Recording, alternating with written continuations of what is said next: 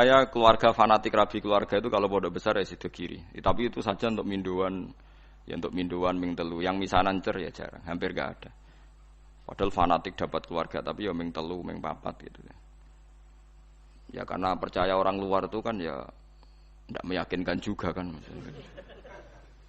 Soalnya terus untuk wong ra jelas ya kan ya repot juga. Disebut apa faja'alahu nasabau wasira. Dadi eling-eling nggih. Nasab itu. Nah terus kalau orang zina itu nasab itu hilang, walinya hakim. Jadi banyak pertanyaan di masyarakat, misalnya ada orang hamil di luar nikah, nggih hamil di luar nikah. Itu terus dengan kesadaran dua sejoli iki terus diminta dinikahkan kiai. Anak produk gelap ini tidak bisa dinasabkan ke bapaknya, nggih. Karena agama itu hanya ngakui nasab kalau akadnya sahih, kalau akadnya sahih. Sehingga ini nanti kalau lahir anak perempuan, walinya itu tetap tidak bapaknya. Paham ya? Meskipun jelas-jelas bapaknya yang bersetubuh, walinya itu hakim. Karena agama hanya ngakui nasab yang dari bapak lewat akad sahih. Makanya sering kejadian di masyarakat itu, wis hamil lagi kawin. Itu kula mesti pesen, sampean tobatnya diterima Allah karena sudah kawin. Itu harus didukung. Harus didukung. Bagaimanapun dengan menikah kan menghilangkan zina kan, kalau dia tetap berhubungan, kalau tidak nikah kan malah zina. Ya ana kiai sing wong wis ora bener kok dinikahno, itu salah besar. Malah cepat dinikahkan supaya hubungannya halal. Tapi nanti anaknya ini nanti enggak boleh jadi diwaleni napa? Bapak. Saya itu pernah menikahkan orang yang kasusnya seperti itu. Ya saya bilang di naibnya, ya sudah istilahnya walinya bapaknya tapi walinya tetap naib. Itu tidak bisa. Karena nasab yang diakui syariat itu yang bi'abdin apa? Sahih, yang lewat akad apa? Sahih. Jadi nanti kalau seperti itu misalnya anaknya putri, paham ya? Oleh ngandang bapak, macam bapaknya secara genetik, secara gen, tapi secara syar'an nanti kalau nikah walinya apa? Hakim. Ya, makanya itu kudu ngerti. Nah, lagi-lagi adopsi anak itu mengacaukan itu semua. Nah, makanya agama itu membatalkan. Jadi kasih sayang boleh, kayak apa boleh lah. Seperti Rasulullah nganti nyisi ubelis itu Usamah, tapi nasabnya tetap Usamah bin Zaid bin Harisah. Harus jelas Usamah bin Zaid bin Harisah. Tidak boleh dibilang Zaid bin Muhammad. Itu disebut apa? Ud'uhum li'abaihim huwa aqsatu intaqwa. Paham gitu? Terus kula suwun supaya sampean terlatih lah ambek teorinya ulama. Ulama itu tidak hanya ngomong sosial. Saiki wong awam ana omongan sosial, ana melarat pe anak sugih. Saiki ana uripe dipek anak wong sugih, tukokno mobil, tukokno sepeda motor. Selalu yang dibahas itu sistem-sistem sosial. Saiki kepenak uripe penak dipek wong sugih. Agama itu tidak mikir itu tok. Agama itu mikir nanti kelanjutannya nasab itu kayak apa. Nanti kalau kawin sama mahramnya. Terus yang ketiga ini yang perlu sampean ketahui. Ini yang paling ngeri. Mungkin ini khusus ulama kelas berat itu didiskusikan. Tapi ini saya utarakan di sini. Ben sampean dadi ulama kelas berat maksudnya ben melok katut. Kalau terjadi adopsi atau tidak jelas, sebenarnya ada masalah begini. Misalnya saya punya anak putri. Ruhin punya anak putri, jelas anak saya. Saya ingat betul itu anak saya. Terus karena Ruhin itu orang yang miskin, terus anaknya itu terlantar. Tapi dia tahu betul kalau anaknya itu hidup di biduan ini. Hidup di biduan ini. Terus Ruhin punya anak lelaki, mau kawin sama perempuan biduan. Enggak jelas. Dia yakin kalau anaknya itu di biduan, tapi tidak tahu siapa. Itu ada ulama yang mengatakan, jika jumlah perempuan itu masih bisa dihitung di kawasan itu, maka haram semua perempuan biduan. Karena ditakutkan jangan-jangan yang dinikah itu saudaranya kandung. Mulane kena ada anak jogeman ilang. Saiki ada anak wedok ilang ning Batam. Kowe jek eling betul nak ilange ning kawasan Pulau Gadung misalnya ning Jakarta ning Pulau Gadung. Iku semua perempuan Pulau Gadung haram dirabi anak embres, mergo dikawinkan kok rabi untuk dulur. Paham nggih? Dan semua ngeri betul itu. Mulane wong nak dia anak kudu jelas manggon ndi saiki melok sapa. Terutama semegatan-pegatan niku. Yo hen yo. Kok dekne anak ning Banyuwangi dekne mulane tak elingno bolak-balik. Bejo dekne ketemu tak kon nulisi uripe ning ndi. Karena kalau masyarakat hanya ngomong wis mbok Wesley ta ora mangan ta ora, ulama itu kepentingannya lebih dari itu, paham ya? Paham ya? Itu bolehnya kalau kampung itu masih bisa dihitung.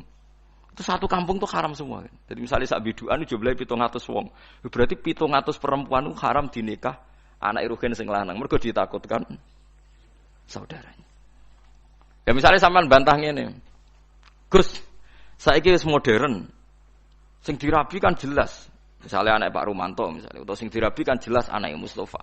Kudu ana seksi tenan nek iku anake Mustofa. Misale padha eleke apa padha apane lah dibuktekno nak miripe iku tenanan. Sampai begitu agama ngatur. Makanya anak ini nomor satu harus jelas rimbanya di mana, alamatnya mana. Ini bukan urusan sosial wedi terlantar. Nanti ada nisa'in mahsurat dan nisa'in ghairi apa? Mahsurat. Dan itu punya akibat haram tidaknya menikah kawasan situ. Nah, kecuali orang mahsurat kayak kasus orang-orang Arab yang di Indonesia itu yang kan ada itu peneliti Mekah yang punya keluarga itu dulu kan banyak ketika ada revolusi Wahabi itu banyak ulama Sunni yang diusir, sebagian hidup di Indonesia. Kayak keluarga Syekh Umar bin Jabbar, banyak yang hidup di Indonesia. Dia yakin bahwa anaknya di Indonesia. Karena dia sempat nikah orang Indonesia, punya anak di Indonesia. Bawang Banyumas, bawang Kudus. Dekne mamang. Lah berita di Arab, pokoknya dekne yakin, nah anakku ono sing Indonesia wedok. Terus anak lanang dia mau nikah orang Indonesia. Lah iku oleh asal ukurannya Indonesia, tapi nak disebut kayaknya di kawasan Banyumas, pas itu isunya di Banyumas. Ya satu Banyumas enggak boleh semua. Tapi tidak sampai satu Indonesia gitu. Paham ya? Masa Indonesia ya repot tuh kan. Tapi tentu sekarang itu orang sudah modern ya. Artinya modern itu misalnya sing dirabi kok pesek cilik, gak mungkin nama anak bapak ngene kan ya nanti ya tetap ada lah. Tapi secara umum akibatnya sampai begitu. Jadi saya cerita akibatnya itu sampai begitu. Nah, yang memperkeruh keadaan lagi-lagi tadi anak angkat. Kalau anak angkat gak diketahui itu sama dengan anak hilang kan. Lho nggih to kan terus apalagi di nyuwun sewu guys, sekarang dikamuflase pakai masuk C1-nya misalnya paham ya, masuk kartu apa? Keluarga BIN-nya sudah tercatat. BIN bapak yang apa? Baru. Malah. Makanya sampean kalau bilang, ini ada C1-nya Gus bukti kalau anaknya ini. Siapa yang menjamin kalau dia ada bohong? Gitu nggih. Yang menjamin siapa kalau C1 ini enggak palsu? Pokoknya kan gereleng misalnya Ruhin dia anak wedok, tipe anak angkat wong Jakarta wong Pulau Gadung ini misalnya. Ya yes, pokoknya anak Ruhin sing lanang iku angger pacaran wong Pulau Gadung ora rabi, Ruhin kudu muni ra oleh. Ojo ning kono iku ana dulurem kandung, mbok tipe anak sapa? Bapak ya lali. Lah bapak piye mbek anak kok lali? Lah itulah masalahnya bapak. Pokoknya sementing. Nah, makanya paling tidak Ruhin bilang, makanya jangan rabi sana, nanti ada masalah baru. Karena bapak sudah penuh masalah. Nah, itu tetap harus kamu rabi sing pokoknya rawang Pulau Gadung. Maksudnya ngambilnya jangan Jakartanya, yang kawasan itu. Sampai sebegitunya ulama Bakas itu ada di kitab Al-Asbah wan Nadhair itu. Nisa'in mahsurat dan nisa'in ghairi mahsurat. Ada perempuan mahram hidup di satu kampung. Kalau kampung itu bisa diidentifikasi berapa jumlahnya, itu satu kampung menjadi haram semua. Jadi misalnya saya dengar isu di kampung situ ada ponakane jenengan, Gus anak ono kakake jenengan, anake kakake jenengan. Tapi aku ora roh persis ponakanku sing ndi, pokoke kakakku yakin misalnya uripe anake ning kono. Itu satu kampung enggak boleh saya nikah karena berarti kan nikah ponakan, nikah napa? Ponakan. Ditakutkan mendapat ponakan. Sampai segitunya. Mulane kula suwun nek anak wedok sing jelas. Ya kan ya ditulis manggone ning ndi terus. Aja men diwaseli tok raine ra roh. Mergo kula di pengalaman kula rak kiai. Kowe ra roh rasane dadi kiai, nek kula roh rasane dadi kiai. Ning dunia kiai pancen unik. Saya itu punya santri bawean.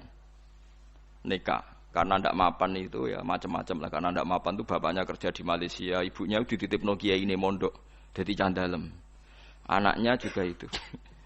Itu lucu. Kalau anaknya nelpon bapaknya itu lucu.